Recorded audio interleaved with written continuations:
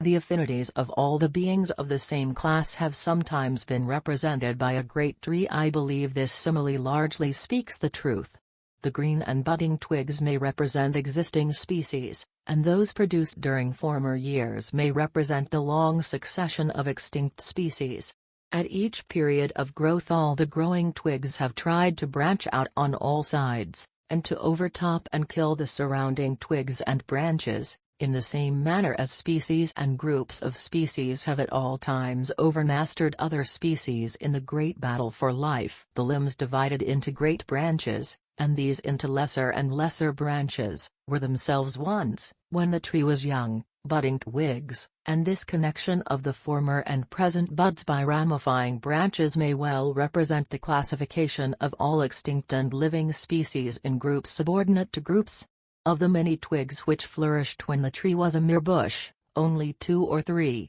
now grown into great branches, yet survive and bear the other branches. So with the species which lived during long past geological periods, very few have left living and modified descendants. From the first growth of the tree, many limb and branches decayed and dropped off, and these fallen branches of various sizes may represent those whole orders, families, and genera which have now no living representatives, and which are known to us only in a fossil state. As we here and there see a thin straggling branch springing from a fork low down in a tree, and which by some chance has been favoured and is still alive on its summit, so we occasionally see an animal like the Ornithorhynchus or Lepidosiren, which in some small degree connects by its affinities 2 large branches of life, and which has apparently been saved from fatal competition by having inhabited a protected station. As buds give rise by growth to fresh buds, and these, if vigorous,